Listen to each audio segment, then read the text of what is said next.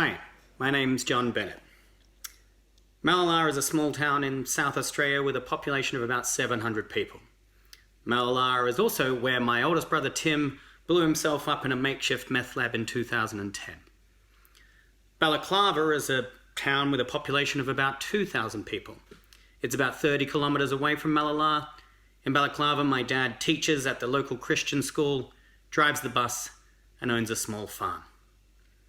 He's a Pentecostal minister and used to run youth camps for religious teens in the area, and that's where I saw my first ever exorcism.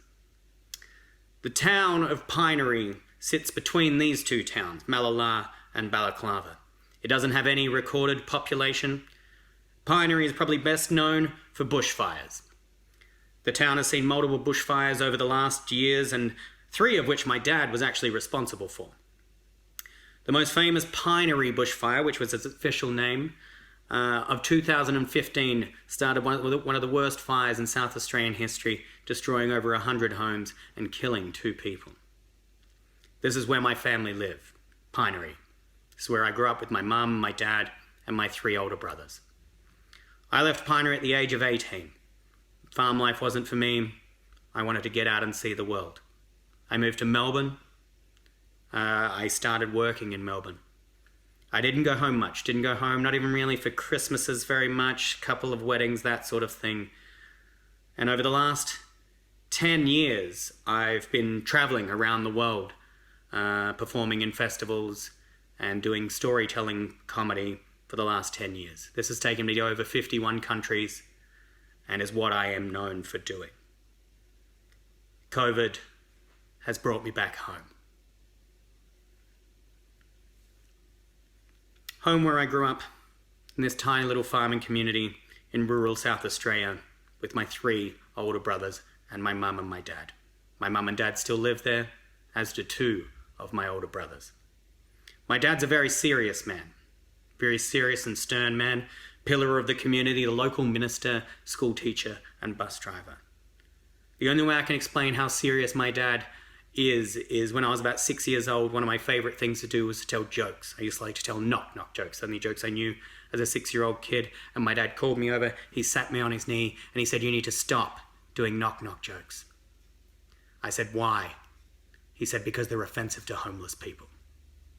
That's how serious this man is. So we had this very serious religious upbringing with my mum and my dad, both very religious people. My brother Chris, my oldest brother, he loves bongs more than breathing. He loves the weed. My second brother Alf is a bit religious like mum and dad. Then you've got Tim, the 3rd son, the black sheep of the family. And then you've got me, the youngest, the observer. This is my story. This is the milking shed. That's the barn. That's where my parents made me sleep the night that I lost my virginity. She snuck into my room in the morning when they went to church and we had sex. And they caught us and she had to run away. She jumped over the fence and ran away, and I found her in the bushes. On this farm where I grew up from the ages of 0 to 19, my dad, who did everything on this farm, built this farm himself. When we were little kids, he would give us animals on this farm to teach us responsibility. And so he gave me this pig. We've got pigs up on the pig shed there, and he'd give us pigs, and he'd say, "This is your pig, you feed it, you give it water, you name it, it's your pet until market time." Not really understanding the effect that might have on like a little 7-year-old kid's brain. So when I was 7 years old, my pet pig, Megan, who was named after my cousin, Megan, I just like that side of the family, and Megan, it was my pig. I fed her every day, I gave her water every day, and within no time, she grew up to this big, fat pig. And then market day happened, and Megan just disappeared. And I said to my dad, I said, "Where's Megan gone?" And he said, "She's gone to market." Now, I didn't really know what that meant. I didn't know what market was. I didn't know what that meant. I thought maybe she'd come back with some cheap scarves or something. I didn't understand what market was. My dad tried to explain this to me, but I still didn't get it until we were having pork chops for dinner that night in this house. And we're having pork chops for tea, and Dad just held up a little bit of pork chop on his fork and said, "See, John, this could be Megan." This fucking blew my brain away. I couldn't believe that I could be eating my pet. I couldn't believe that I could be eating my pet, Megan, my favorite pet, my favorite pig. And so after this, my dad assesses the situation like, oh, John's a bit upset. Maybe we won't give him a pig. How about we give him a dog? And so I had this dog, his name was Jack. It was a Jack Russell. I was a very unimaginative kid when I named Jack, and I loved Jack. Jack was my best friend, and I knew Jack was my best friend because when I started going to school, I would get off the school bus and walk down our long, winding driveway to the house, and Jack would spot me from the house.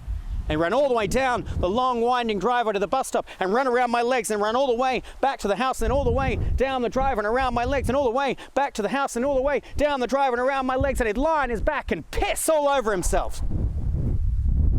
Now that's friendship. But also when I was about 8 years old, Jack died. And again, my dad, he said, this is just farm life. Animals die. And so I was distraught by this. I'd lost my best friend. I'd lost Megan, my pig. And again, Dad, he didn't want me to miss out, the youngest son of 4 boys, so he gave me another animal. He gave me a calf. This little tiny calf that I fed every day. I gave it water every day, and it's completely true. I named this calf Aunty Verna after Megan's mum. I like that side of the family, I guess. And I had a duck called Duck Duck that wasn't a member of that family. But had this little calf, and I would come to this milking shed every day, and I would feed the calf. I would feed Aunty Verna, and just like Megan, within no time, she grew up into a big, fat cow.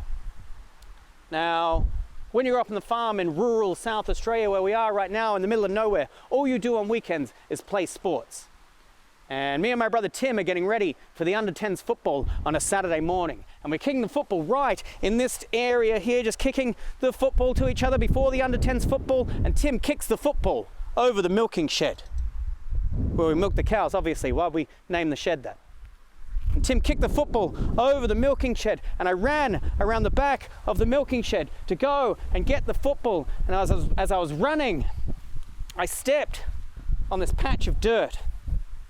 And when I stepped on this patch of dirt, I sprung up into the air. And I turned around and I checked the patch of dirt, and it was a springy patch of dirt. Now, I'm from a poor family. This is a tiny little farm out in the middle of nowhere. We didn't have trampolines or anything like that growing up, so a springy patch of dirt, that was fucking exciting to me. And so I started jumping on this springy patch of dirt, and I'd like to say I was doing awesome backflips and stuff. It was about a foot off the ground, but still, that's amazing for a springy patch of dirt. And I'm jumping on this thing, and I yell out to Tim from over the milking shed. I go, Tim, I found a dirt trampoline. I found a dirt trampoline, Tim. Tim comes running over and sees me jumping on this thing, and as he does, I go to do this sort of show-off type move, this sort of flourish type kick thing. It's a little bit effeminate now, but this sort of kick type thing. And for those of you who had trampolines as kids, you know the number one rule is you shouldn't wear shoes on them. You should definitely not wear football boots on them. And I'm all decked out in my under-10s football gear. I go to do the show-off jump, and the stud from my football boot pierces the fabric of the dirt trampoline. And this popping sound happens.